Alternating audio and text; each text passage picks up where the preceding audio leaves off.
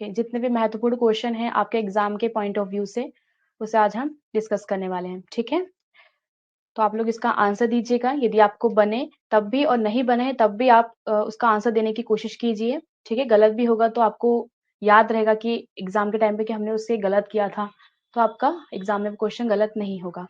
ठीक है, बाकी आपको बन जाएंगे, इजी क्वेश्चंस हैं। और जैसा कि क्लास में हमने पढ़ा था संविधान बहुत अच्छे से डिटेल में, तो आई होप आपको ये इन क्वेश्चंस बहुत इजी लगेंगे। ठीक है, चलिए स्टार्ट करते हैं। सभी लोग रेडी हैं क्वेश्चंस के लिए?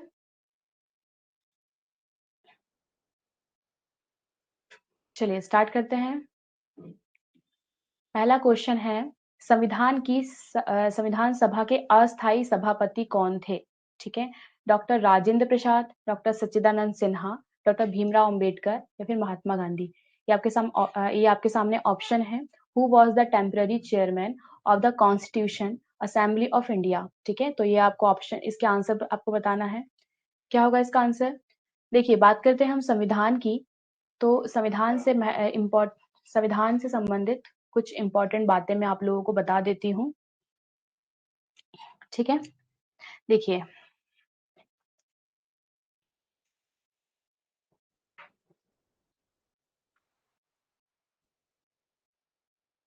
हम बात करते हैं संविधान की। ठीक है, तो संविधान क्या होता है? सबसे पहला क्वेश्चन।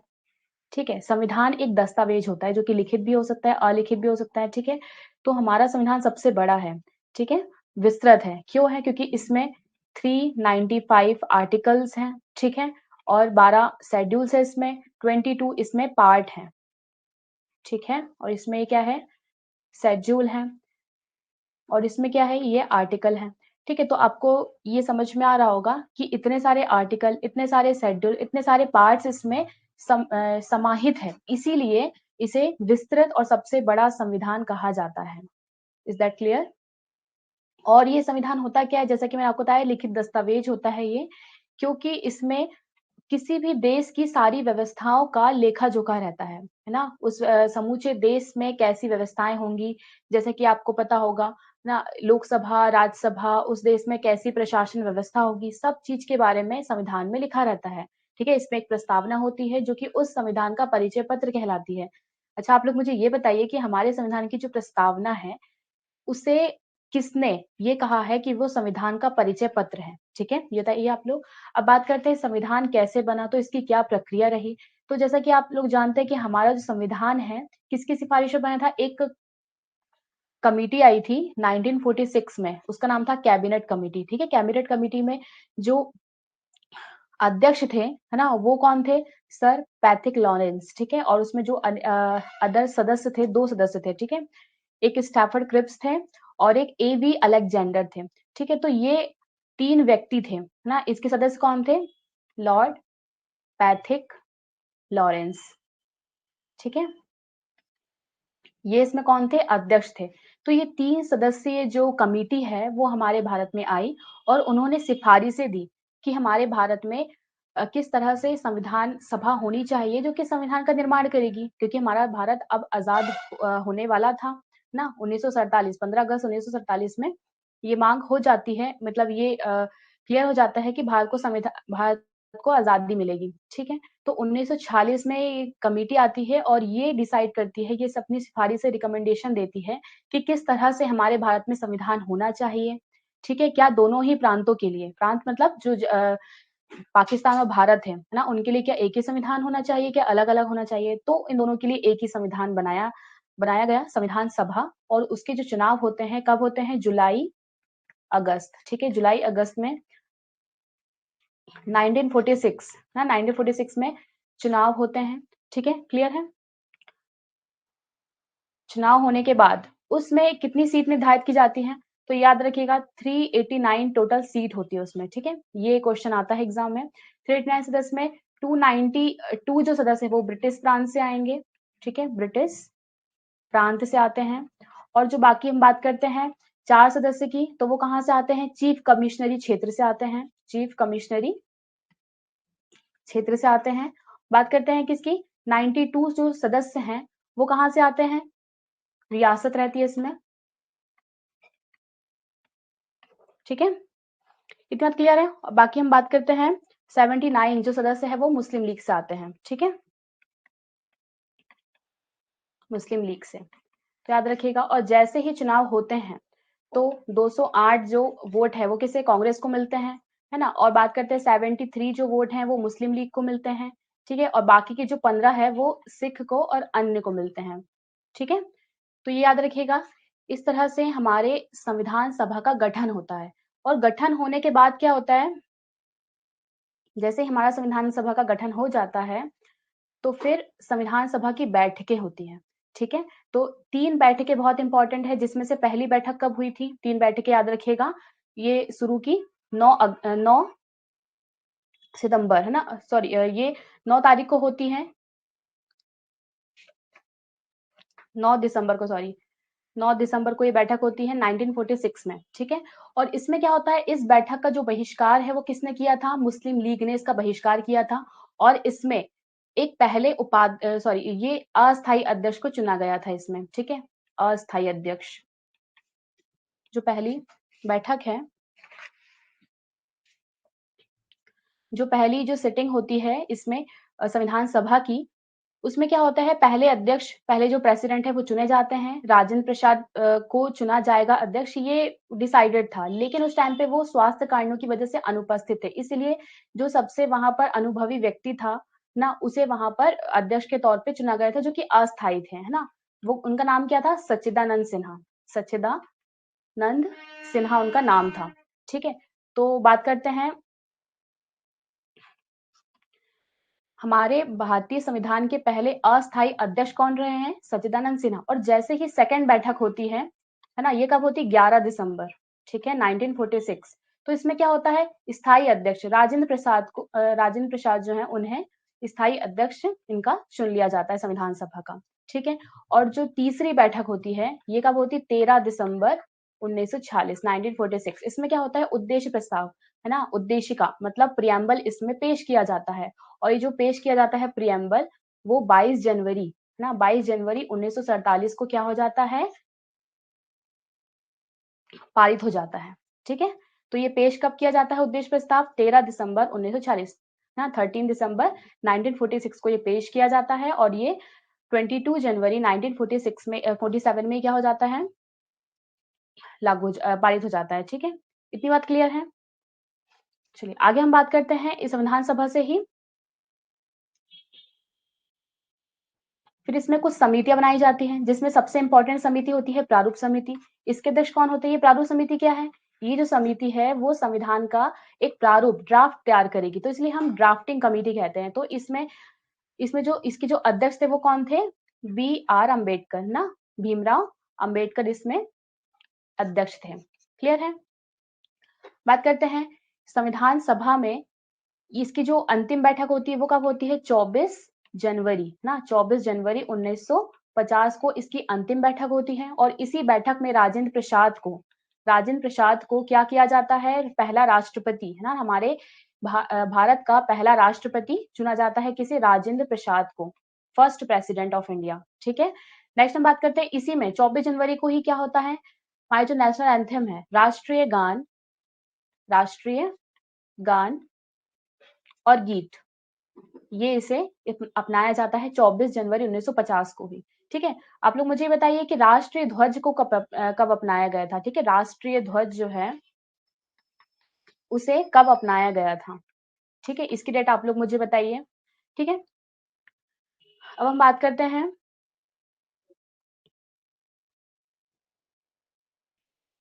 संविधान के अंगीकृत की। तो ये शब्द आपको यदि कहीं भी देखने को मिले, अंगीकृत कब किया गया था, या फिर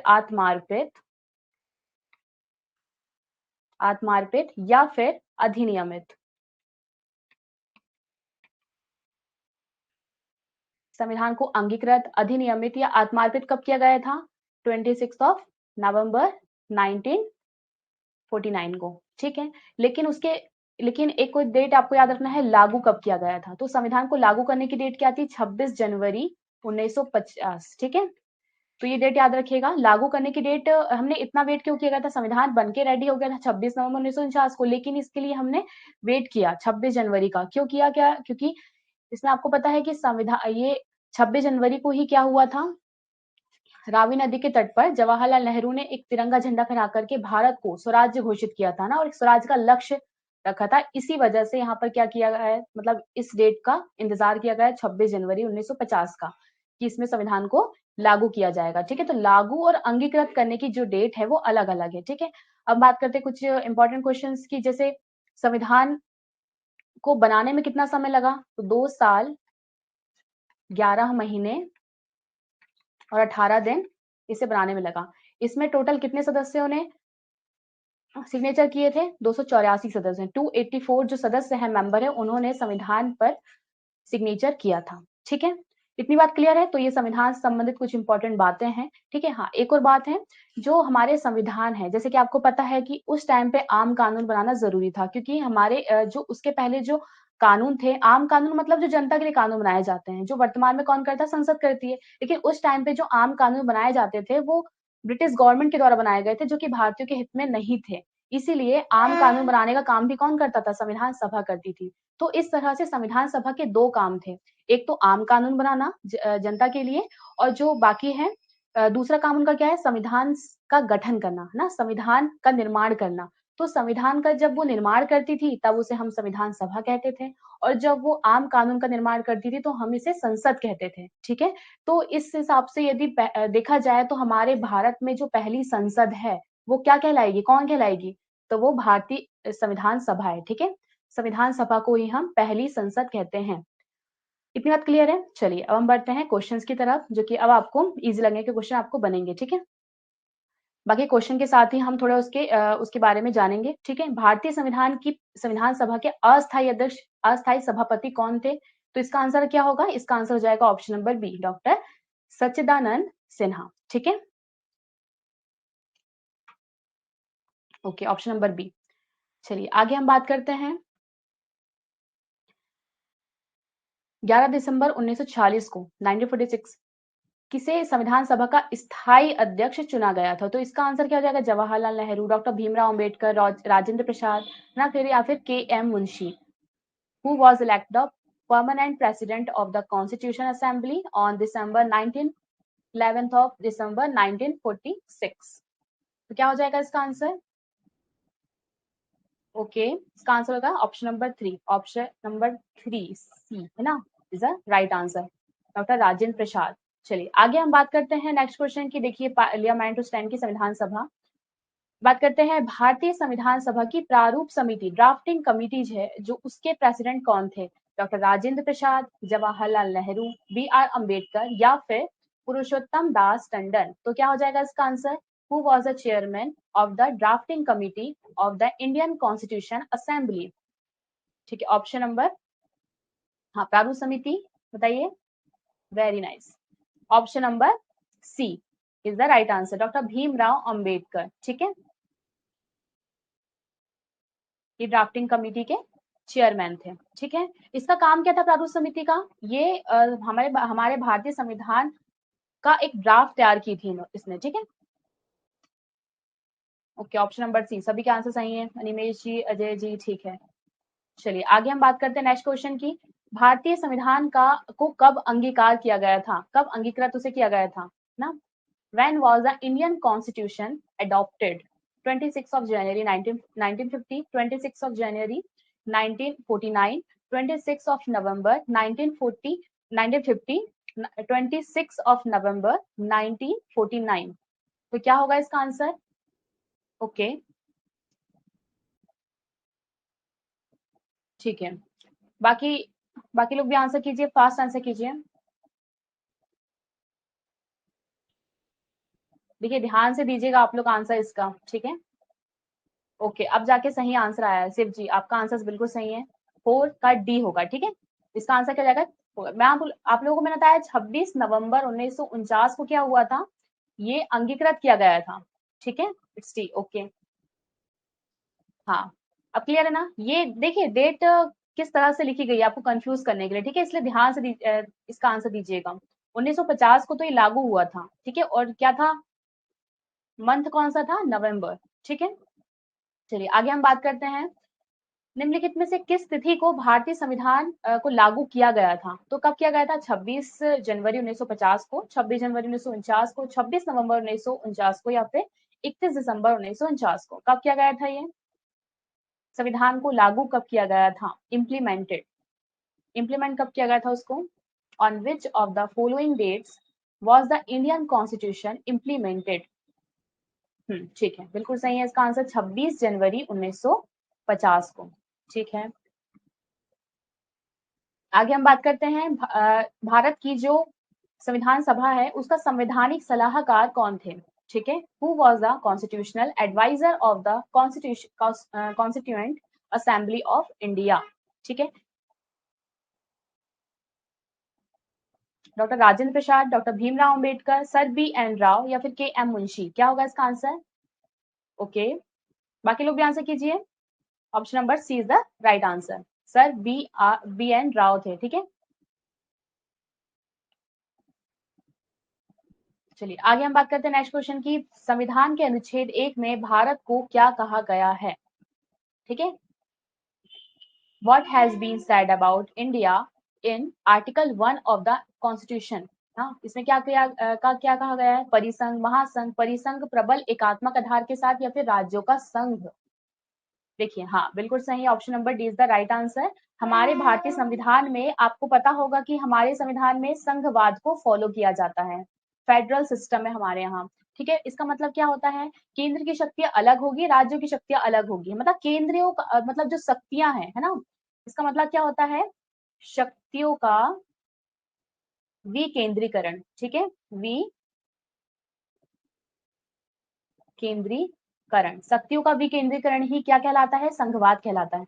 हमारे भारत में पार्शियल रूप से, मतलब पूरी तरीके से नहीं, बल्कि ज्यादा झुकाव यहाँ नहीं है, मतलब झुकाव के साथ ना यहाँ पर केंद्रीकृत एकात्मक सरकार भी है यहाँ पर, और संघवाद भी हमें देखने को मिलता है। अगर कुछ कंडीशन में देखा जाए तो सारी पावर केंद्र सरकार में चली जाती है ना, जैसे आपातकाल हो गया, है ना, इमरजेंसी का टाइम हो जाता है।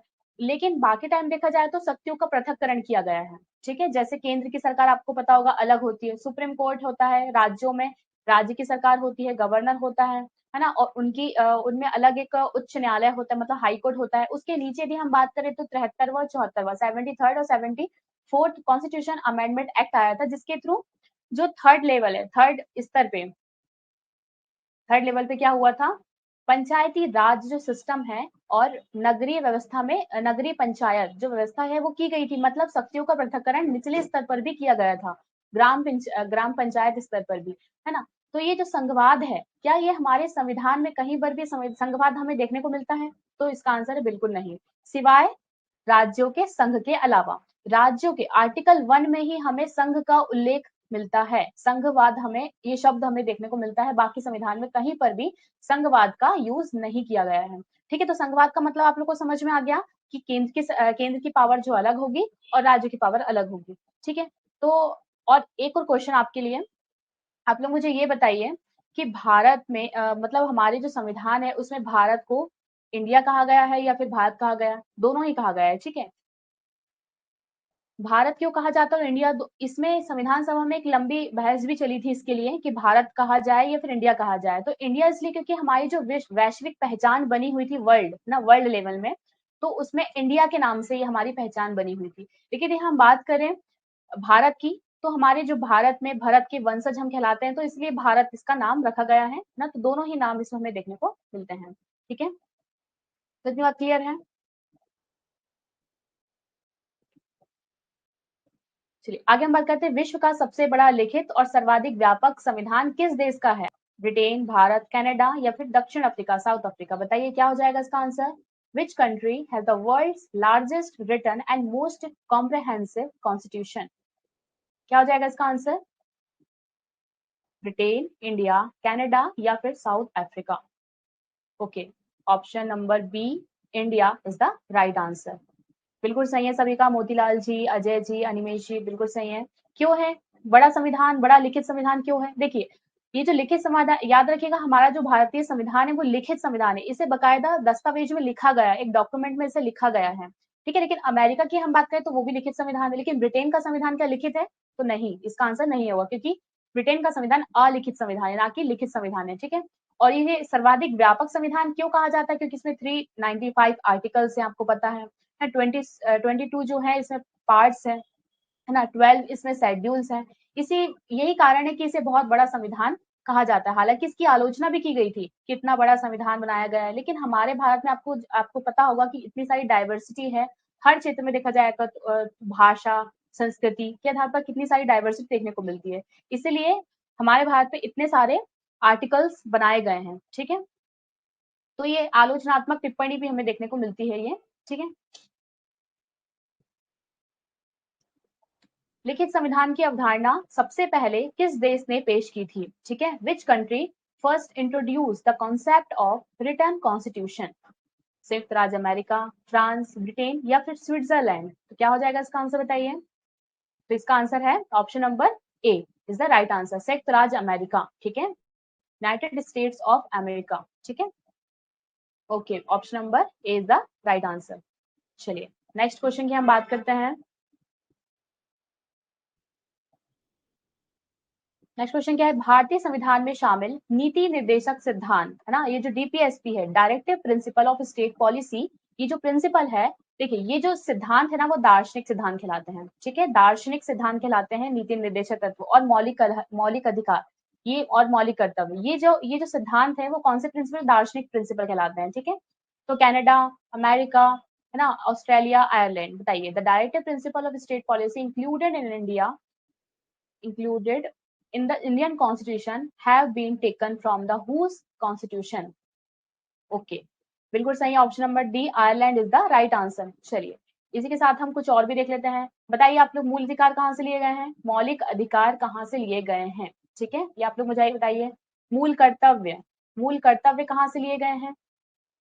ये बताइए आप लोग, ठीक है। डीपीएस पे तो आपको पता है। बताइए संविधान में जो संशोधन किया जाता है, अमेंडमेंट किया जाता है संविधान में संशोधन, तो वो कहाँ से लिया गया है? ठीक है, बताइए आपातकाल कहाँ से लिया गया है?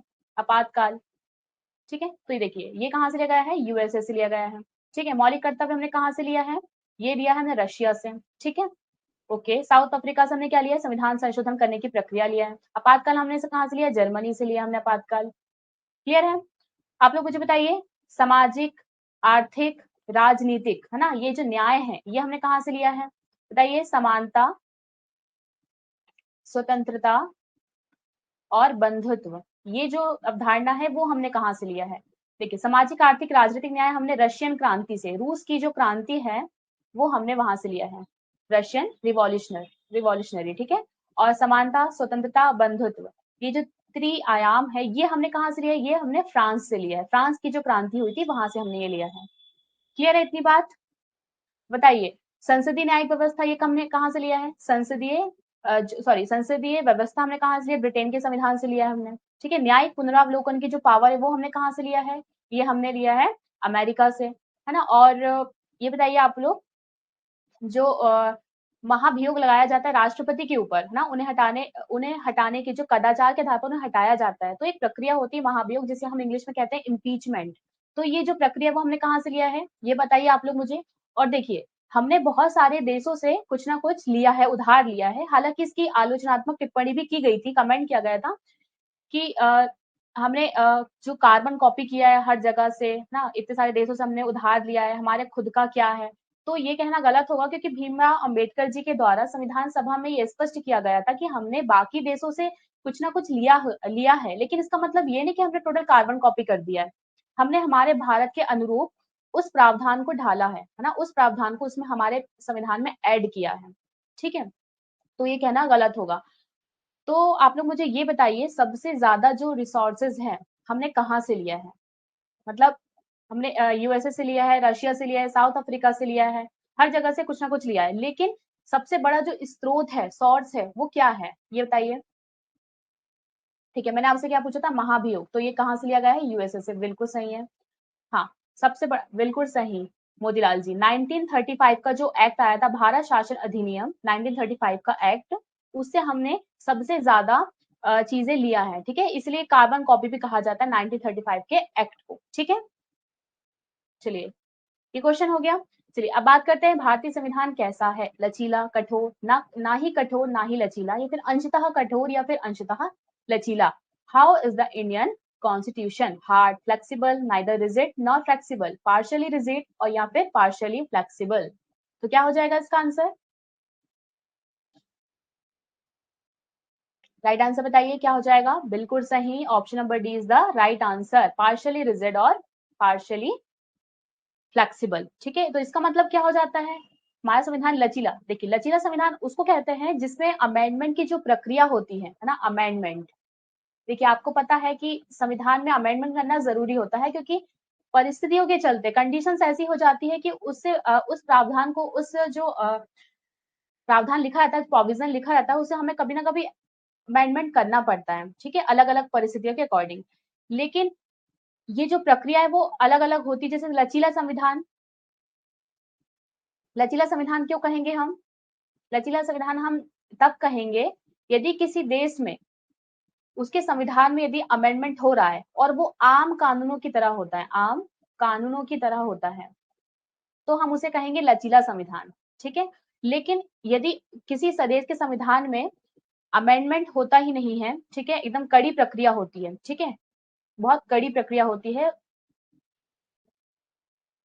हार्ड प्रोसीजर होता है, तो उसे हम क्या कहते हैं? कठोर संविधान। ठीक है, लेकिन हमारे भारत में क्या होता है? संविधान आम कानून की मतलब जो संविधान में अमेंडमेंट किया जाता है वो जिस तरह से आम कानून जैसे हम आम कानून पेश करते हैं उसकी तरह भी, और कड़ी प्रक्रिया मतलब हम राज्यों की सहमति भी मांगते हैं यदि हम संविधान में संशोधन करते हैं ना, 50% जैसे यदि आपको पता होगा भी वुमेन्स को 33% जो रिजर्वेशन है वो दिया गया है ना, लोकसभा राज्यसभा में। तो ये आप लोग को पता है संसद में 33% और विधानसभा में, तो ये 33% जो रिजर्वेशन दिया गया है इसकी प्रक्रिया बहुत लंबे से चली आ रही है। तो इसमें 50% जो स्टेट है उनकी सहमति भी इसमें आवश्यक है। ठीक है, तो इससे ये समझ में आ रहा है कि हमारा जो संविधान में अमेंडमेंट करने की जो प्रक्रिया है वो कठोर भी है और लचीला भी है। लचीला क्यों है? क्योंकि हम उसे अमेंडमेंट कर सकते हैं आम कानून की तरह। और कठोर क्यों है? क्योंकि कुछ अमेंडमेंट में हमें स्टेट की सहमति की भी आवश्यकता होती है और उसमें 2/3 सदस्य दोनों के द्वारा ही, राज्यसभा लोकसभा दोनों से ही 2/3 सदस्यों के द्वारा उसका जो मंजूरी है वो होनी चाहिए, पारित होना चाहिए। ठीक है, दोनों ही जो सदन है वहां से पास होना चाहिए, तो इसलिए कहा जाता है कि कठोर भी है। ठीक है, तो ये बात क्लियर हो गई कि कठोर और लचीला क्यों कहा जाता है। चलिए आगे हम बात करते हैं, स्वतंत्र भारत के प्रथम कानून मंत्री कौन है ना, who was the first law minister of the independent India? Jawaharlal Nehru, Vallabh भाई पटेल, मौलाना अबुल कलाम आजाद या फिर डॉक्टर भीमराव अंबेडकर। तो क्या हो जाएगा इसका आंसर बताइए आप लोग?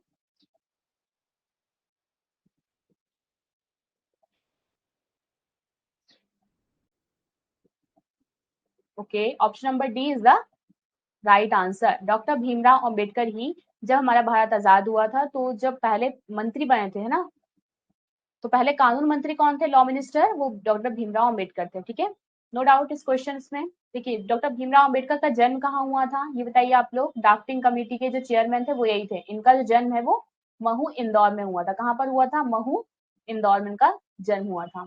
ठीक है,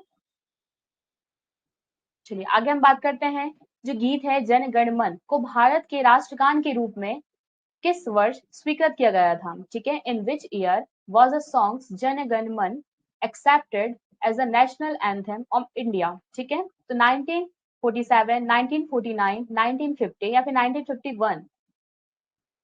ओके, आप लोगों को जब मैंने थोड़ा सा इसके बारे में इंट्रोडक्शन दिया था संविधान के बारे में, तब मैंने आपको इसके बारे में बताया था। बताइए कब? जब हमारा संविधान की अंतिम बैठक हुई थी। तो अंतिम बैठक कब हुई थी बताइए? बिल्कुल सही, सही आंसर आ रहे सभी के, मोतीलाल जी, सुनील जी, अजय जी ना, 24 जनवरी। ये डेट आप लोग याद रखिए। ठीक है, 24 जनवरी वाली डेट याद रखिए, 24 जनवरी 1950।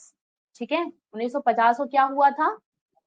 अंतिम बैठक हुई थी। उसमें 3 काम हुए थे, राष्ट्रीय गान को स्वीकार किया गया, राष्ट्रीय गीत को स्वीकार किया गया और राजेंद्र प्रसाद जो है प्रेसिडेंट बने थे, हमारे भारत के पहले प्रेसिडेंट बने थे। ठीक है, तो ये अंतिम बैठक थी, इसलिए 24 जनवरी 1950 को याद रखिएगा और इसके 2 दिन बाद हमारा संविधान लागू हो जाता है। ठीक है, क्लियर हो गया? तो इसका आंसर क्या जाएगा? Option number C is the right answer. Next question हम बात करते हैं, निम्नलिखित में से किस अधिकार को डॉक्टर भीमराव अंबेडकर ने संविधान का हृदय या फिर आत्मा कहा है? ठीक है, बताइए। धार्मिक स्वतंत्रता का अधिकार, संपत्ति का अधिकार, समानता का अधिकार, संवैधानिक उपचारों का अधिकार। क्या हो जाएगा इसका answer? Which of the following rights was called by Dr. Bhimrao Ambedkar as the heart and soul of the constitution? बिल्कुल सही, option number D is the right answer, संवैधानिक उपचारों का अधिकार। चलिए इसके बारे में थोड़ी सी बात कर लेते हैं। बात करते हैं किसकी? फंडामेंटल राइट की। ठीक है, फंडामेंटल राइट की। तो ये किसमें आर्टिकल हम बात करें तो आर्टिकल 12 से 35 हमें देखने को मिलते हैं। ठीक है, 12 से 35 कहाँ से लिया गया है? ये अमेरिका के संविधान से ये लिया गया है। ठीक है, इतनी बात क्लियर है? अमेरिका के संविधान से फंडामेंटल राइट लिए गए हैं। बात करते हैं पहले कितने मौलिक अधिकार थे? 7 मौलिक अधिकार थे, है ना, 7 फंडामेंटल राइट थे। हम बात करते हैं अभी कितने हैं? 6 मौलिक अधिकार हैं। ठीक है, 6 फंडामेंटल राइट है। तो हम बात करते हैं फंडामेंटल राइट, जो 7वां था वो कौन सा था? राइट टू प्रॉपर्टी था, राइट टू प्रॉपर्टी। अब इसे हटा करके कहा किया गया है? 44वां संविधान संशोधन अधिनियम 1978 ना, 44th जो कॉन्स्टिट्यूशन अमेंडमेंट हुआ था 1978 में ना, 1978 में हुआ था। इसके द्वारा इसे हटा करके कहा कर दिया गया है?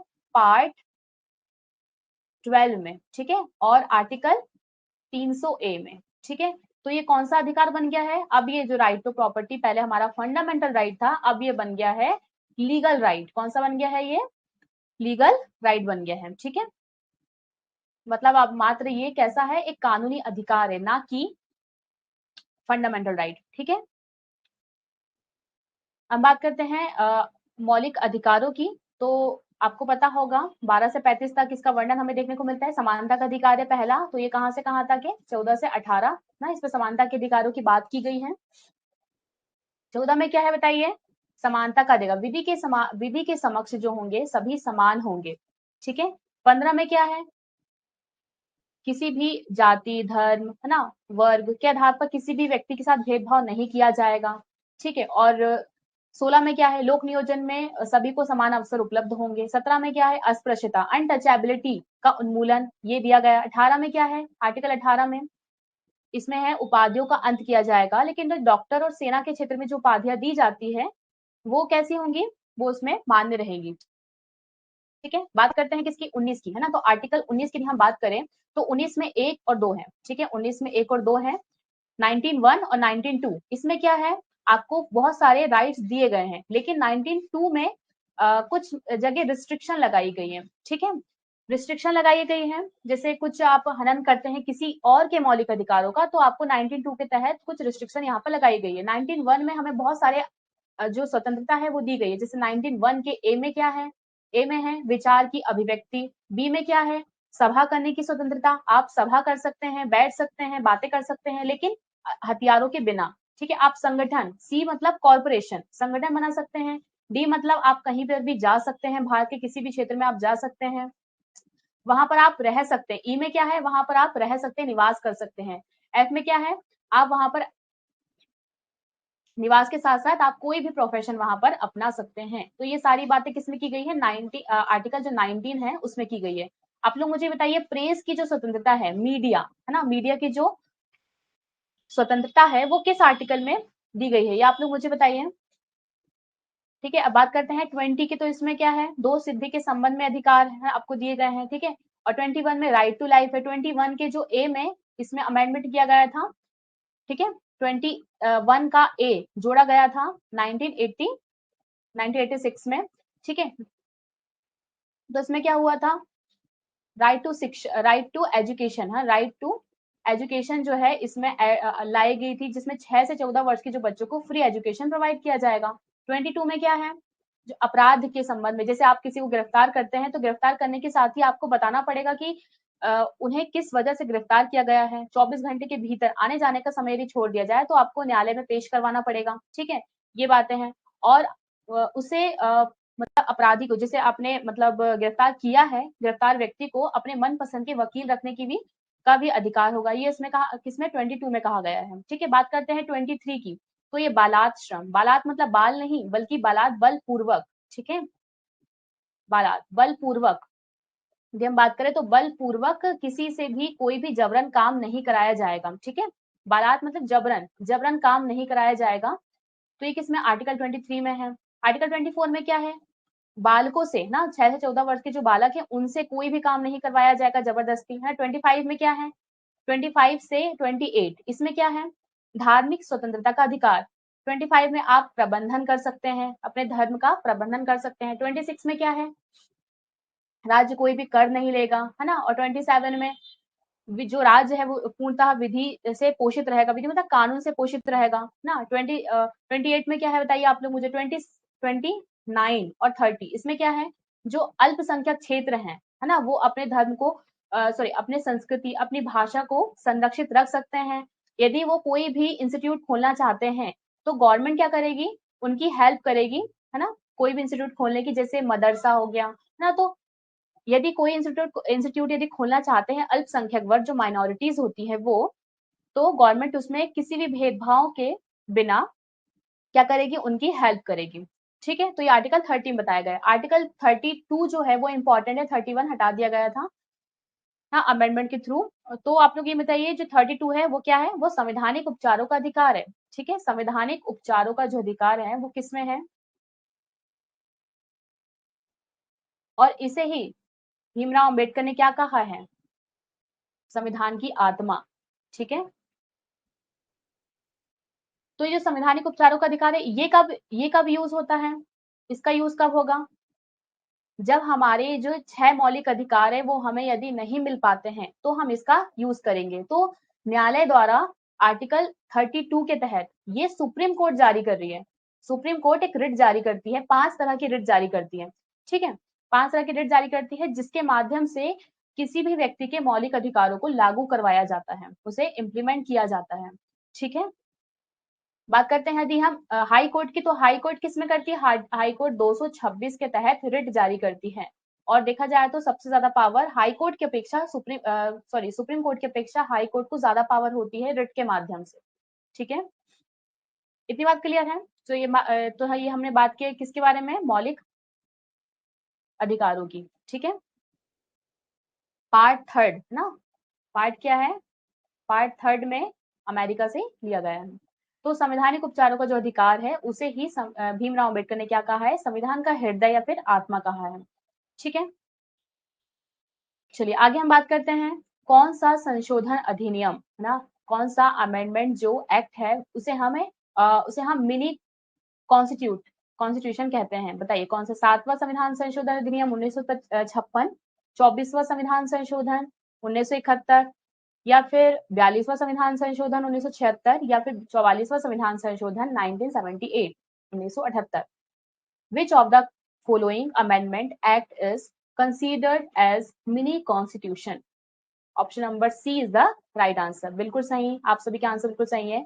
42वां संविधान संशोधन इंदिरा गांधी के टाइम पे ये किया गया था, और ये इतना बड़ा संविधान, इसमें इतने सारे प्रोविजन को ऐड किया गया था, इतने सारे प्रोविजन से, इस वजह से इसे एक छोटा संविधान कहा गया था, ठीक है। तो याद रखिएगा वो कौन सा संविधान है, 42वां संविधान संशोधन अधिनियम 1976 है, ठीक है। इसमें ही फंडामेंटल जो ड्यूटी है उसे ऐड किया गया था सरदार सोलंकी समिति की सिफारिश पर, ठीक है।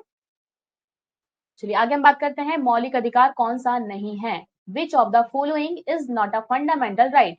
चलिए बात करते हैं राइट्स की, तो कितने सारे के राइट होते हैं, एक होता है प्राकृतिक न्याय, एक होता है मानव अधिकार, और एक होता है एक होता है प्राकृतिक अधिकार, ठीक है। एक होता है मानव अधिकार, एक होता है प्राकृतिक अधिकार नेचुरल राइट, और एक होता है फंडामेंटल राइट। तो तीनों में ही क्या डिफरेंस है बताइए, तीनों में ही क्या डिफरेंस है, एक होता है एक होता है क्या, ह्यूमन राइट, एक होता है फंडामेंटल राइट, और एक होता है नेचुरल राइट। तो इसमें क्या डिफरेंस है, देखिए जो ह्यूमन राइट है वो अंतरराष्ट्रीय स्तर पे हम देखें तो वैश्विक स्तर में हर एक व्यक्ति को ये ह्यूमन राइट देखने को मिलेगा, और इसके लिए कौन काम करेगा, संयुक्त राष्ट्र में जो मानवाधिकार है, मानवाधिकार आयोग है, वो इस पे काम करेगा ह्यूमन राइट। लेकिन हम बात करते हैं फंडामेंटल राइट की, तो फंडामेंटल राइट क्या है, वो किसी देश के व्यक्ति को प्राप्त होते हैं उस देश के संविधान के द्वारा, ठीक है। जैसे हमारे भारतीय संविधान के द्वारा हमें फंडामेंटल राइट प्राप्त है, ना कि ह्यूमन राइट, ठीक है। तो ह्यूमन राइट हमें अंतरराष्ट्रीय स्तर पर कहीं पर भी देखने को मिलेगा। यदि आप किसी भी देश के किसी भी देश में जाएंगे तो आपको ह्यूमन राइट आपके इसका हनन नहीं होना चाहिए। इसके लिए कौन काम करेगा?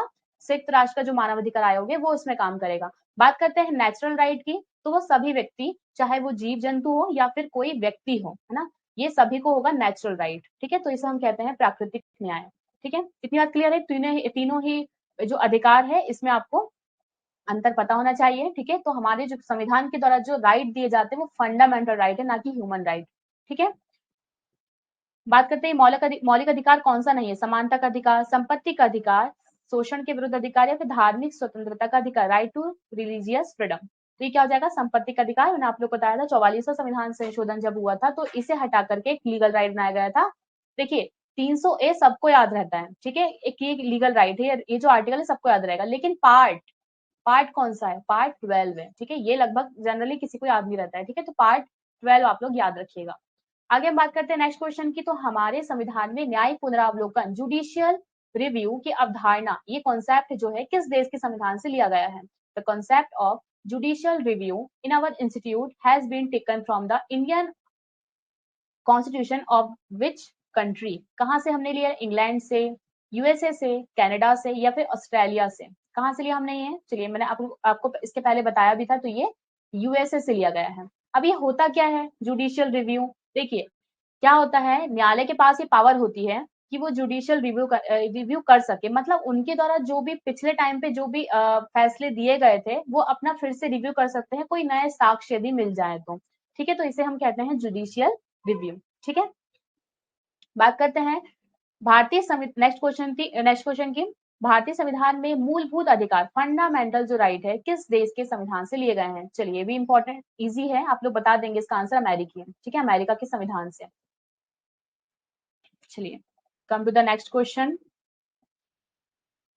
किस संविधान संशोधन के अंतर्गत मौलिक कर्तव्यों को शामिल किया गया था? तो इसका आंसर क्या हो जाएगा? Under which constitutional amendment have the fundamental duty have been included? ठीक बताइए, 7th अमेंडमेंट, 42nd अमेंडमेंट या फिर 44th अमेंडमेंट या फिर 52nd अमेंडमेंट 1955? बताइए कौन सा है? ओके, आ रहे हैं आप सभी का आंसर बिल्कुल सही है। Option number B is the right answer. 42nd amendment हुआ था 1976 में, जिसमें फंडामेंटल जो ड्यूटी है उसे ऐड किया गया था। पार्ट आप लोग बताइए कौन से पार्ट में है ये पार्ट, आप लोग मुझे बताइए। मौलिक कर्तव्य, कितने मौलिक कर्तव्य बताइए? पहले 10 हुआ करते थे, लेकिन अब कितने मौलिक कर्तव्य है? 11 मौलिक कर्तव्य है। अब 11 मौलिक कर्तव्य क्या है? पेरेंट्स की ड्यूटी डिसाइड कर दी गई है इसमें। ठीक है, पेरेंट्स पेरेंट्स का ये कर्तव्य है कि वो 6 से 14 वर्ष के जितने अपने बच्चे हैं उन्हें एजुकेशन प्रोवाइड करवाए, ये उनका कर्तव्य है। देखिए एजुकेशन की बात तीनों में ही की गई है। ठीक है, तीनों में ही, जैसे फंडामेंटल राइट में 20 फंडामेंटल राइट की यदि हम बात करें तो 21 का जो ए है उसमें बात की गई है कि बच्चों को 6 से 14 वर्ष के जो बच्चे हैं वो फ्री एजुकेशन पा सकेंगे, ये उनका अधिकार है। बात करते हैं डीपीएसपी में भी इसके बारे में वर्णन किया गया है कि जो राज्य का अधिकार होगा, राज्य का कर्तव्य होगा कि वो बच्चों को फ्री एजुकेशन प्रोवाइड करवाए। ठीक है, और फंडामेंटल ड्यूटी के जो 11वां मौलिक कर्तव्य है, 11वां मौलिक जो कर्तव्य है उसमें क्या है? पेरेंट्स की ड्यूटी डिसाइड की गई है कि पेरेंट्स को अपने बच्चों को एजुकेशन प्रोवाइड करवाना है। क्राइटेरिया क्या है? 6 से 14 वर्ष। ठीक, इतना बात क्लियर है?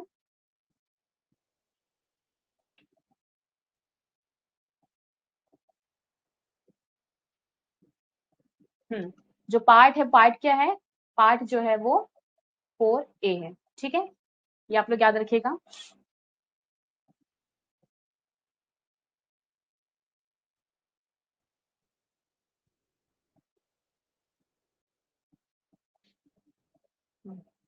इक्यावन ए है, आर्टिकल 51A होगा। ठीक है, ठीक है। 36 से 51 क्या है? 36 से 51 डीपीएसपी है। ठीक है,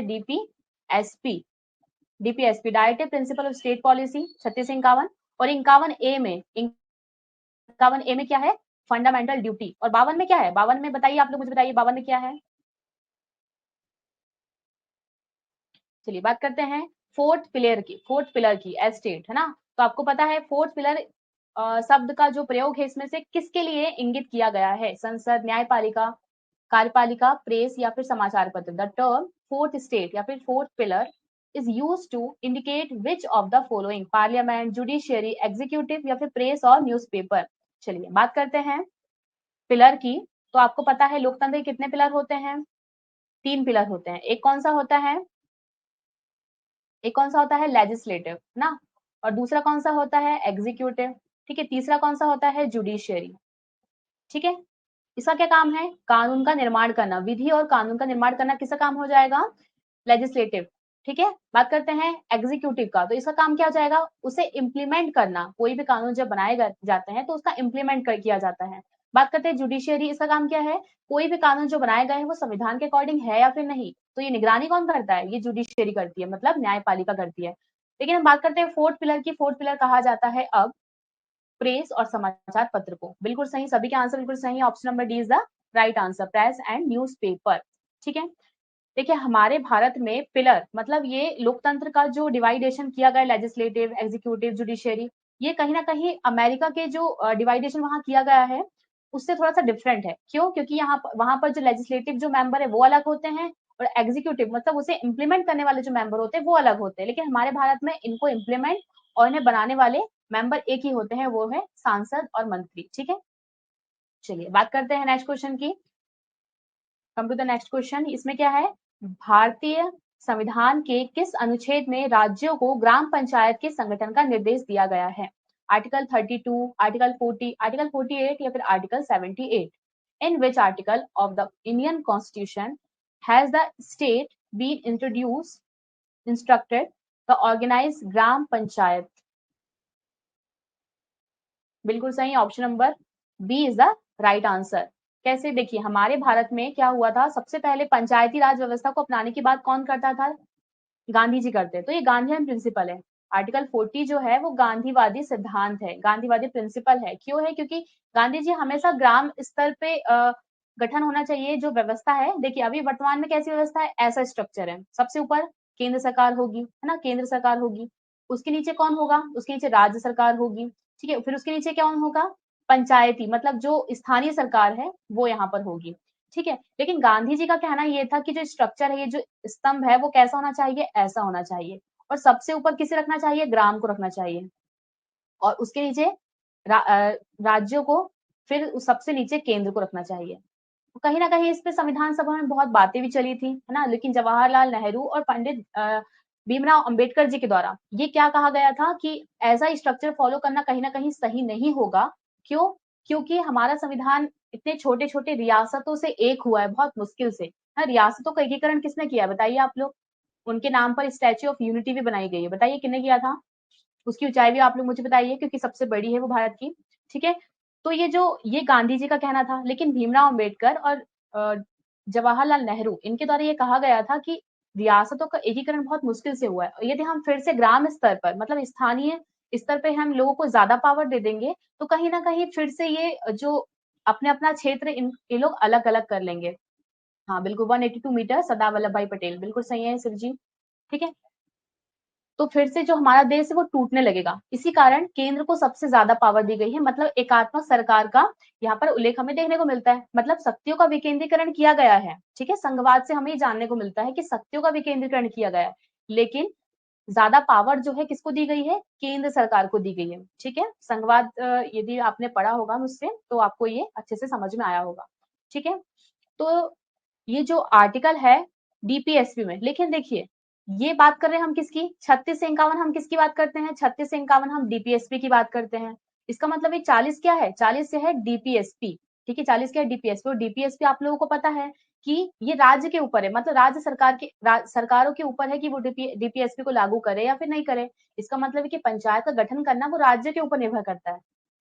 ठीक है, वो या तो ग्राम पंचायत को गठन कर सकती है तो नहीं कर सकती है। लेकिन फिर क्या हुआ था? 73rd और 74th कॉन्स्टिट्यूशन अमेंडमेंट हुआ 1992 में। ठीक है, जिसमें क्या हुआ था? ये जो ग्राम पंचायत और नगरीय पंचायत है इसका गठन करना सभी राज्यों के लिए क्या मान्य कर दिया गया, मतलब आपको गठन करना ही पड़ेगा 1 साल के अंदर अंदर।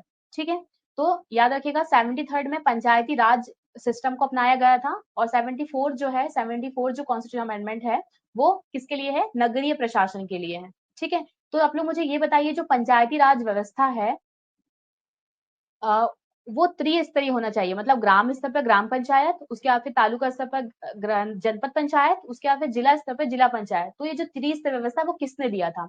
ठीक है, तो सबसे पहले जो पंचायती राज व्यवस्था इसे लागू कहाँ किया गया था? जो राजस्थान के नागौर में इसे लागू किया गया था। ठीक है, आप लोग मुझे बताइए जो किस समिति की सिफारिश पर त्रिस्तरीय व्यवस्था को अपनाया गया था? ठीक है, थर्ड लेवल थ्री जो लेवल है वो, हाँ, राजस्थान के नागौर में अपनाया गया था। ठीक है, कि कौन सी समिति कौन सी थी वो?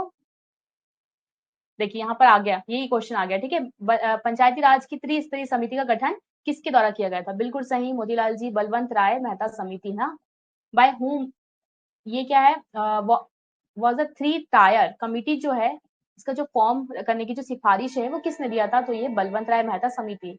बिल्कुल सही है, option number is the right answer. समझ में आ रहा है आप लोगों को? ठीक है, आगे हम बात करते हैं नेक्स्ट क्वेश्चन की। भारत के राष्ट्रपति के निर्वाचन के लिए न्यूनतम निर्धारित आयु कितनी होनी चाहिए? What is the minimum as prescribe from for the election of the president of India? बताइए आप लोग, प्रेसिडेंट की कितनी होनी चाहिए, जो वाइस प्रेसिडेंट उनकी कितनी होनी चाहिए, लोकसभा के लिए कितनी होनी चाहिए, राज्यसभा के लिए कितनी होनी चाहिए? बताइए आप लोग।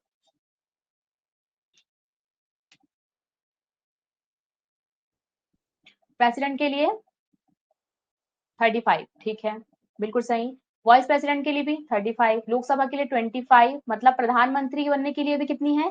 प्रेसिडेंट, यदि हमें प्राइम मिनिस्टर बनना तो उसके लिए कितनी होगी? 25 होगी। राज्यसभा के लिए कितनी है? 30 है। ठीक है, तो ये याद रखिएगा जो क्राइटेरिया है एज का। ठीक है, पंचायती राज में पंचायतों में चुनाव लड़ने के लिए कितनी होनी चाहिए? 21। ठीक है, अच्छा आप लोग मुझे एक क्वेश्चन का आंसर दीजिए। हमारे भारत में जो चुनाव वोट डाले जाते हैं, है ना, तो कितने वर्ष के? 18 वर्ष के ऊपर जितने भी व्यक्ति हैं वो वोटिंग प्रक्रिया में हिस्सा ले सकते हैं। लेकिन ये प्रक्रिया पहले 21, मतलब ये जो एज का क्राइटेरिया था वो 21 था। मतलब 21 वर्ष के जो लोग हैं वही चुनाव में हिस्सा ले सकते हैं। लेकिन इसमें एक अमेंडमेंट किया गया था। बताइए वो कौन सा अमेंडमेंट किया गया था और कब किया गया था, जिसके द्वारा ये इस एज को घटा करके 18 वर्ष कर दिया गया था। ठीक है, चलिए आगे हम बात करते हैं नेक्स्ट क्वेश्चन की। निम्नलिखित में से वह व्यक्ति कौन सा था जिसे भारत के राष्ट्रपति के रूप में निर्विरोध चुना गया था? सही क्या हो जाएगा इसका answer? Who among the following was the person who was elect unopposed as the president of India? ठीक है, 61th अमेंडमेंट ऑफ 1980, 19 क्या हो जाएगा इसका आंसर? 1988, 1988। ठीक है, 61th अमेंडमेंट हुआ था। कब किया गया था ये जो एक्ट जो आया था? 1988 का एक्ट है ये, और 1989 में इसे इम्प्लीमेंट किया गया था। ठीक है, हाँ, तो इसका आंसर क्या हो जाएगा? ऑप्शन नंबर, हाँ बिल्कुल सही, option number C is the right answer. ठीक है, नीलम संजीव रेड्डी ही ऐसे राष्ट्रपति थे जिन्हें निर्विरोध चुना गया था। ठीक है, राष्ट्रपति को पद की शपथ कौन दिलाता है? ठीक है, लोकसभा का अध्यक्ष, प्रधानमंत्री, उपराष्ट्रपति या फिर भारत के मुख्य न्यायाधीश? Who administer the auth of the office of the president? चलिए बात करते हैं प्रेसिडेंट की। किस आर्टिकल में है ये? 52 में। आर्टिकल 52 में क्या है कि भारत का एक राष्ट्रपति होगा। ठीक है, बात करते हैं प्रेसिडेंट की। तो 53 में क्या है कि प्रेसिडेंट जो है हमारे कार्यपालिका का अध्यक्ष होगा। ये किसमें कहा गया है? ये किसमें कहा गया है? आर्टिकल 53 में। 54 में क्या है? एक निर्वाचक मंडल होगा। आर्टिकल 54 में क्या है? एक निर्वाचक मंडल होगा ना। निर्वाचक मंडल में कौन कौन होता है आप लोग मुझे बताइए, है ना, और ये राष्ट्रपति का चुनाव करते हैं। 55 में क्या है कि निर्वाचन की जो प्रक्रिया होगी वो कैसी होगी? राष्ट्रपति और उपराष्ट्रपति के लिए जो निर्वाचन की प्रक्रिया अपनाई जाती है वो कैसी होगी? आर्टिकल 55 में बोला गया है। ठीक है, इतनी बात क्लियर है? मतलब एकल संक्रमणीय मत पद्धति के द्वारा ही राष्ट्रपति उपराष्ट्रपति का चुनाव किया जाता है। ठीक है, बात करते हैं 60 की। आर्टिकल 60 की क्या है? इसमें शपथ का प्रावधान है। ठीक है, शपथ जो औथ दिलाई जाती है वो किसमें है? 60 में है। बात करते हैं 61 की। ठीक है, तो इसमें क्या है? महाभियोग, इम्पीचमेंट के द्वारा कदाचार के आधार पर राष्ट्रपति को हटाया जा सकता है ना, संसद के द्वारा बिल पास करके, पारित करके, है ना। तो ये याद रखिएगा, कुछ आर्टिकल इंपॉर्टेंट है। ठीक है, राष्ट्रपति को पद की शपथ कौन दिलाता है? Option number D is the right answer, Bharat के मुख्य न्यायाधीश, chief justice of India, CGI. वर्तमान में कौन है सीजीआई? बताइए कौन से क्रम के हैं, ये भी आप लोग मुझे बताइए। ठीक है, राष्ट्रपति अपना त्यागपत्र किसे सौंपता है? To whom does the president submit his resignation? किसे देता है बताइए? प्रधानमंत्री को, भारत के मुख्य न्यायाधीश को, है ना, चीफ जस्टिस ऑफ इंडिया, फिर द वाइस प्रेसिडेंट या फिर स्पीकर ऑफ लोकसभा। तो क्या हो जाएगा इसका आंसर बताइए? हाँ, लोकसभा के जो सदस्य हैं, बिल्कुल सही। निर्वाचक मंडल की यदि हम बात करें, राष्ट्रपति के निर्वाचक मंडल, ठीक है, निर्वाचक मंडल में कौन कौन होता है? देखिए, इसमें होगा लोकसभा के जितने मेंबर हैं वो इसमें आ जाएंगे, निर्वाचित, लेकिन ठीक है, निर्वाचित लोकसभा और राज्यसभा के निर्वाचित सदस्य, ठीक है, जिन जो निर्वाचित होके आए हैं, ठीक है। बात करते हैं विधानसभा, है ना, विधानसभा के जो निर्वाचित सदस्य वो इसमें भाग लेंगे, ठीक है। यूनियन टेरिटरी में जहां पर जो निर्वाचित सदस्य हैं वो इसमें भाग लेंगे, दिल्ली और पुडुचेरी, क्लियर है। लेकिन ये हम बात करें, यदि जब महाभियोग की प्रक्रिया के दौरान उन्हें हटाया जाता है, तो हटाते समय ये जो प्रेसिडेंट वॉइस सॉरी जो विधानसभा है ना, राज्यों की जो विधानसभा है उसके सदस्य इसमें भाग नहीं लेते हैं, बल्कि लोकसभा और राज्यसभा के सदस्य के माध्यम से उन्हें हटाया जाता है, ठीक है। हाँ, त्यागपत्र किसे देंगे? Option number C is the right answer, बिल्कुल सही। हाँ, डी वाई चंद्रचूड़, बिल्कुल सही है। Option number C is the right answer, उपराष्ट्रपति, ठीक है। चलिए आगे हम बात करते हैं नेक्स्ट क्वेश्चन की। किसी राज्य में राष्ट्रपति शासन का तात्पर्य क्या है? कि वह राज्य संचालित होता है, तो ये क्या हो जाएगा? प्रत्यक्ष रूप से राष्ट्रपति के द्वारा, एक काम चलाऊ सरकार के द्वारा, राष्ट्रपति द्वारा नामांकित मुख्यमंत्री के द्वारा, या फिर राज्य के राज्यपाल के द्वारा। President's rule in a state means that the state is governor by. क्या हो जाएगा इसका आंसर बताइए? देखिए, हमने पढ़ा है कि जो इमरजेंसी लगती है वो 3 तरह की होती है, इमरजेंसी, ठीक है। तो इमरजेंसी 3 तरह की होती है, एक तो 352, 356 और क्या है 360, ठीक है। तो 352 में क्या है?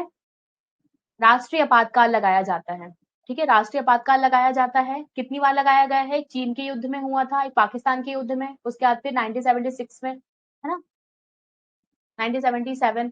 तो ये सॉरी 1975 में आपातकाल लगाया था, लगभग ढाई ढाई साल ये आपातकाल रहा था, है ना, इंदिरा गांधी के टाइम पे।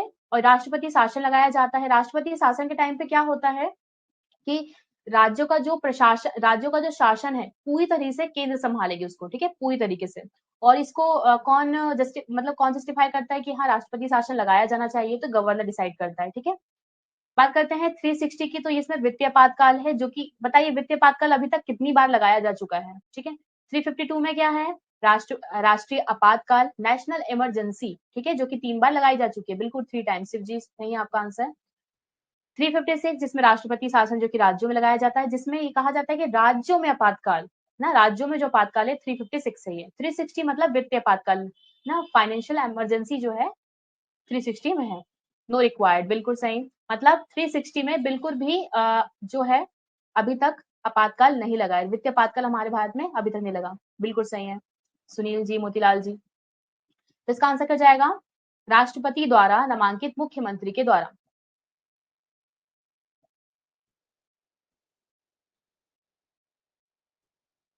सॉरी, इसका आंसर ये होगा, ऑप्शन नंबर ए होगा, ठीक है, प्रत्यक्ष रूप से राष्ट्रपति के द्वारा, ठीक है। जिन्होंने ए आंसर दिया है बिल्कुल सही है, ठीक है। किसी राज्य में राष्ट्रपति शासन का तात्पर्य है कि वह राज्य संचालित होता है प्रत्यक्ष रूप से राष्ट्रपति के द्वारा होगा, ठीक है। Option number is the right answer. चलिए नेक्स्ट क्वेश्चन क्या है? राज्यसभा में राष्ट्रपति द्वारा कितने सदस्यों को मनोनीत किया जाता है, ठीक है। नॉमिनेट कितने सदस्यों को किया जाता है? How many member are nominated by the president in the Rajya Sabha, ठीक है। बताइए, लोकसभा किस आर्टिकल में है, राज्यसभा किस आर्टिकल में है, ठीक है।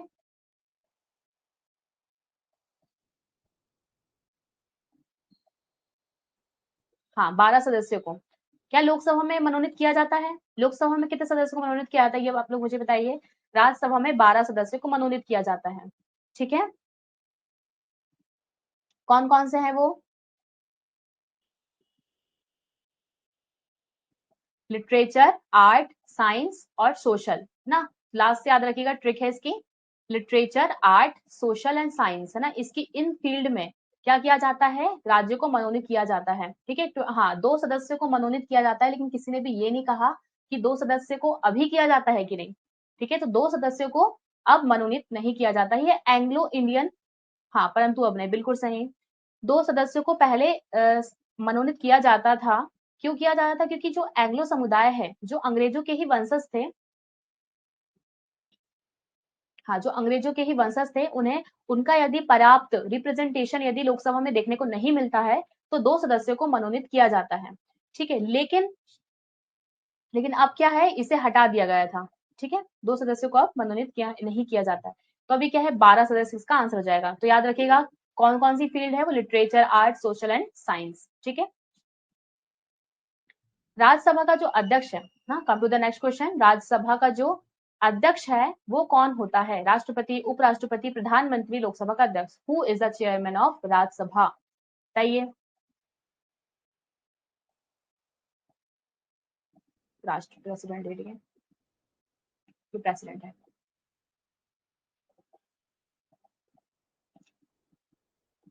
हाँ, ऑप्शन नंबर बी, ठीक है, बिल्कुल सही। राज्यसभा का अध्यक्ष, देखिए याद रखिएगा, हाँ, जो मैंने आपसे पूछा था लोकसभा राज्यसभा, ठीक है, लोकसभा राज्यसभा 80 और 81 में क्या है, ये आर्टिकल लोकसभा राज्यसभा के हैं। ठीक है, हाँ, ये जो मैंने बात की थी उपराष्ट्रपति की, उपराष्ट्रपति है ना, उपराष्ट्रपति जो चुना जाएगा एकल संक्रमणीय मत पद्धति के द्वारा, तो वो राज्यसभा का सभापति होगा, है ना, और जो उपसभापति होता है वो राज्यसभा के जो सदस्यों के द्वारा ही चुना जाता है। ठीक है, इतनी बात क्लियर है? आई होप आप लोग को बन जाएगा। यदि आप लोग ये बताइए, उपराष्ट्रपति यदि अपना त्याग पत्र, रेजिग्नेशन यदि लेटर देगा तो वो किसे देता है? ठीक है, चलिए come to the next question. संसद बनती है राष्ट्रपति, राज्यसभा, लोकसभा या फिर तीन तीन उपरोक्त तीनों से? ठीक है, तो ये पार्लियामेंट किससे बनती है? हाँ, बिल्कुल सही है, तीनों से ना। पार्लियामेंट, संसद जो है, संसद के 3 भाग होते हैं, लोकसभा, राज्यसभा और president.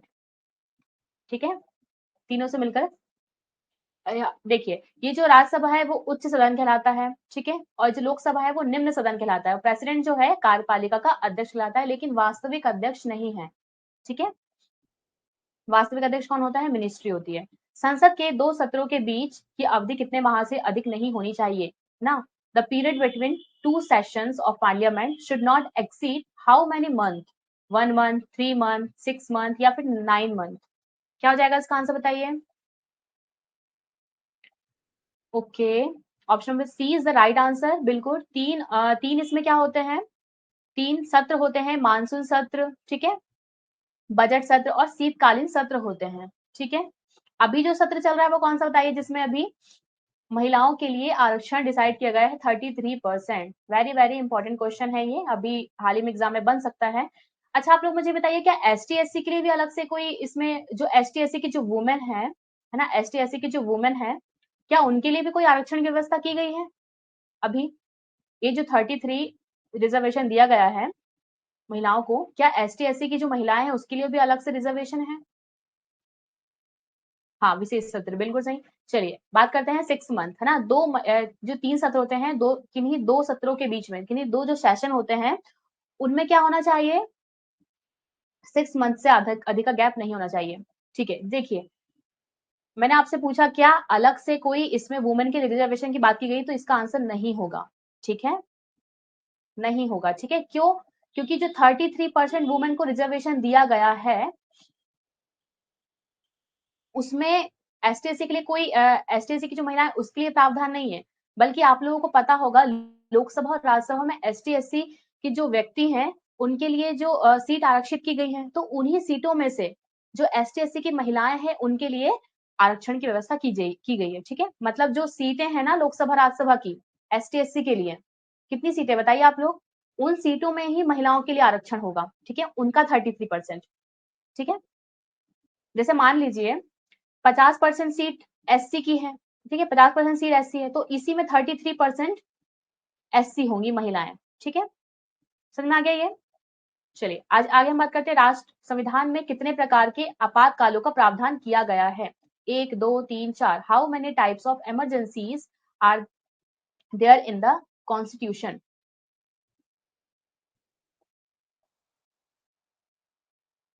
Option number C is the right answer. 3 तरह के आपातकाल हैं ना, आर्टिकल 352 नेशनल इमरजेंसी, 356 राष्ट्रपति शासन, 360 वित्तीय आपातकाल, जो कि अभी तक एक भी बार नहीं लगाया गया है। ठीक है, come to the next question.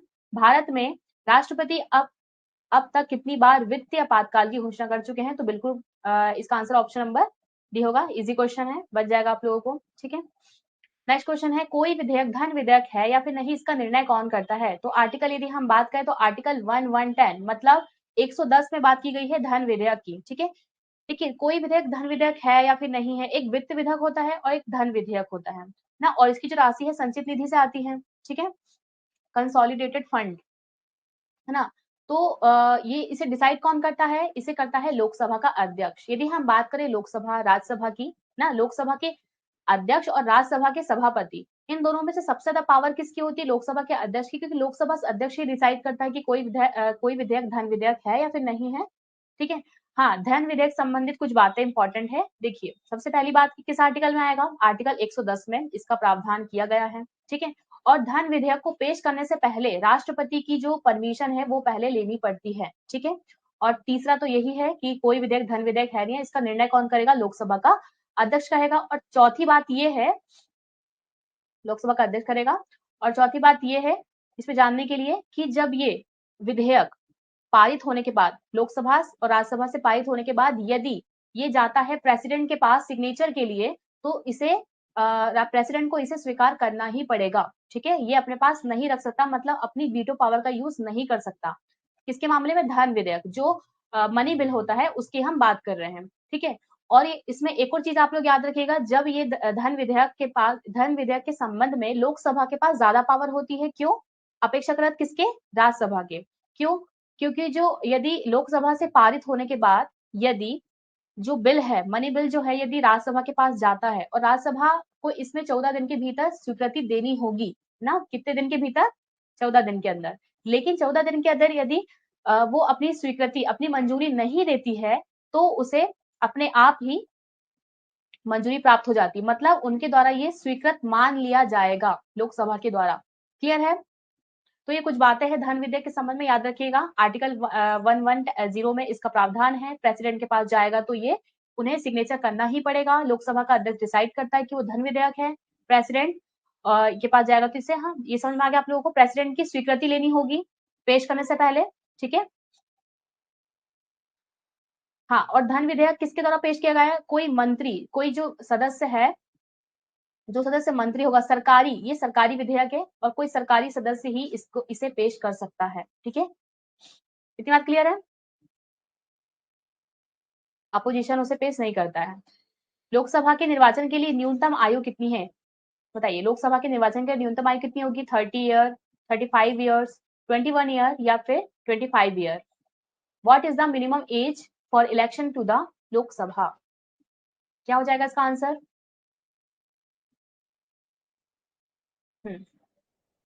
Option number D is the right answer, 25 year ना, लोकसभा के लिए कितनी है? 25 है, बिल्कुल सही। आगे हम बात करते हैं नेक्स्ट क्वेश्चन की।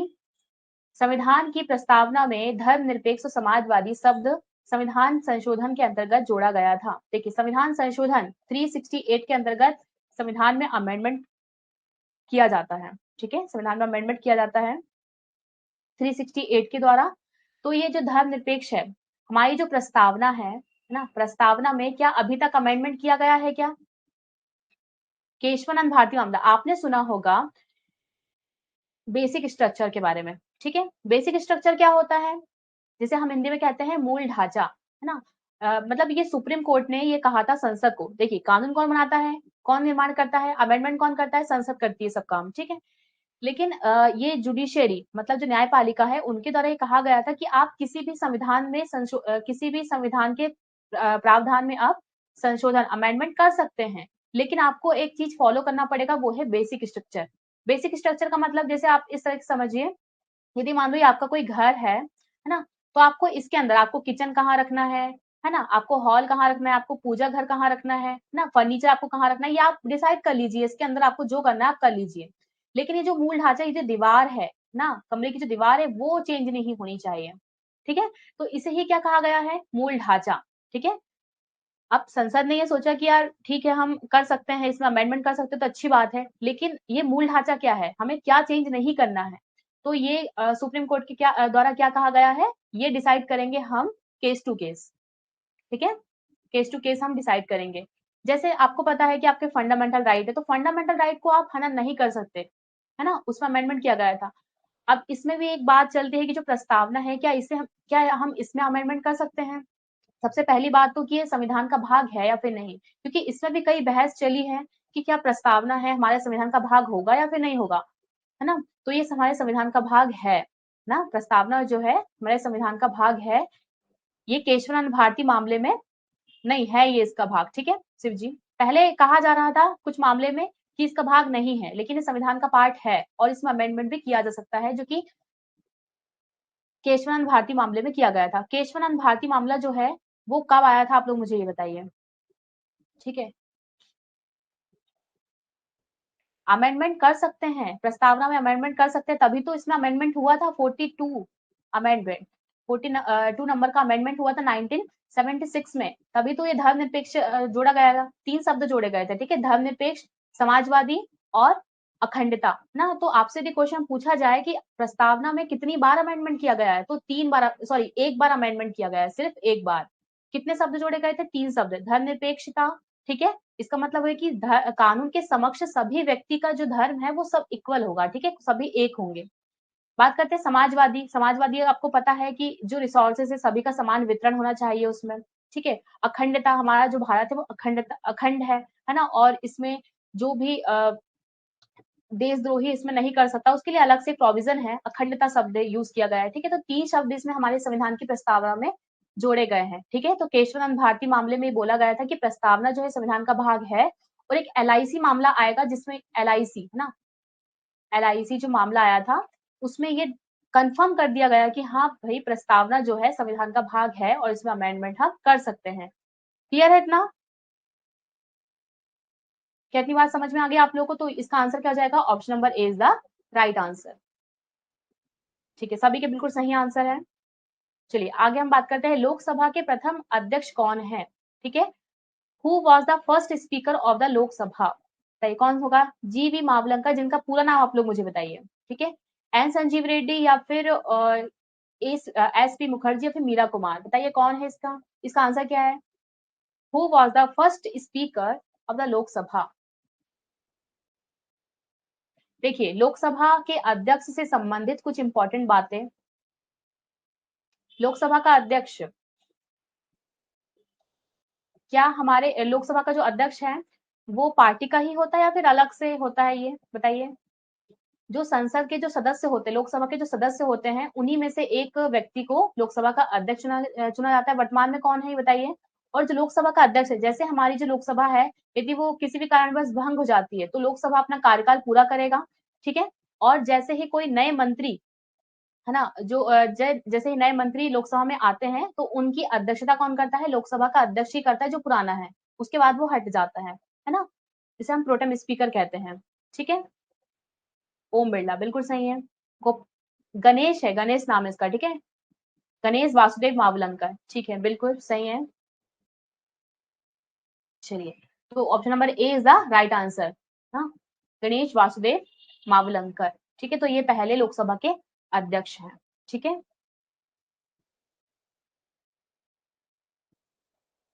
नेक्स्ट क्वेश्चन है, भाषा के आधार पर गठित राज्य कौन सा है? तमिलनाडु, आंध्र प्रदेश, केरला? पहला राज्य ना, पहला राज्य कौन सा है? तेलंगाना। बताइए, which is the first state formed on the basis of language? देखिए, आपको पता है कि हमारे भारत में राज्य पुनर्गठन आयोग आया था, राज्य पुनर्गठन आयोग, राज्य पुनर्गठन आयोग आया था। ये कब आया था? 1953 में ये बना था। रिपोर्ट कब दी इसने? रिपोर्ट दी थी 1956 में, ना, जिसके द्वारा भाषाओं के आधार पर राज्यों का पुनर्गठन किया गया था ना। लेकिन इसके पहले ही क्या हुआ था? एक राज्य बना दिया गया था आंध्र प्रदेश, भाषा के आधार पर गठित होने वाला ये पहला राज्य है, क्योंकि मद्रास क्षेत्र के जो तेलुगु भाषी लोग हैं उन्होंने तेज विद्रोह किया था श्री रामुलु के नेतृत्व में 57 या 58 दिन अलग-अलग डेट देखने को मिल अलग-अलग दिन देखने को मिलते हैं। इन्होंने उपवास किया था और बहुत तेज विद्रोह था यहाँ पर, ठीक है? तो इसके चलते यहाँ पर सबसे पहला राज्य बनाया गया था। इसके पहले की जितनी कमिटी आई थी, जेबीपी कमिटी, एस.के. धर कमिटी, उन्होंने भाषा के आधार पर राज्यों के गठन की जो मांग है उसको गलत बताया था। उन्होंने कहा था कि प्रशासनिक स्तर पर राज्यों का पुनर्गठन किया जाना चाहिए, ठीक है? तो इसका आंसर क्या हो जाएगा? Option number B is the right answer, बिल्कुल सही है। सभी का आंसर सुनील जी, अनीता जी, अजय जी, बिल्कुल सही है।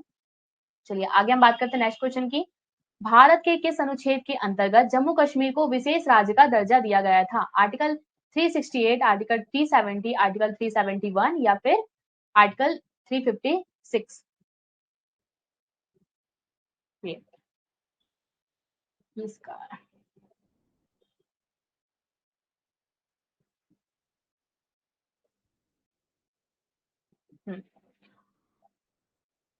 under which article of the constitution has Jammu Kashmir have given the status of special India? Option number B is the right answer, 370 ना, इसे हटा दिया गया था। कब हटाया गया था? 2019 में, ठीक है? चलिए, तो ये थे कुछ इंपॉर्टेंट महत्वपूर्ण क्वेश्चंस संविधान के। क्या आप लोगों को समझ में आया? आप इसे एक बार देख लीजिएगा, आपको कंटेंट भी इसमें मिल जाएगा, ठीक है? जो भी इसमें आज के हमने क्वेश्चन डिस्कस किए हैं, ठीक है? आप एक बार इसे देख लीजिएगा। इसके हमने कुछ बैकग्राउंड इंफॉर्मेशन भी जाने, ठीक है?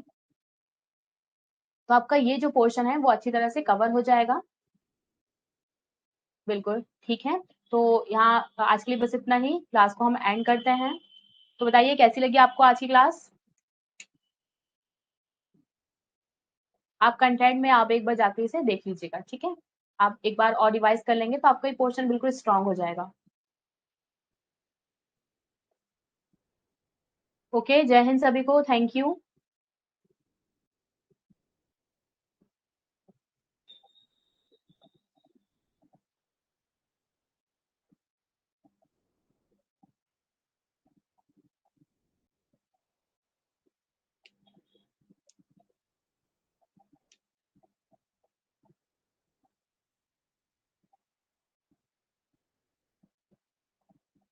ओके, थैंक यू सभी को।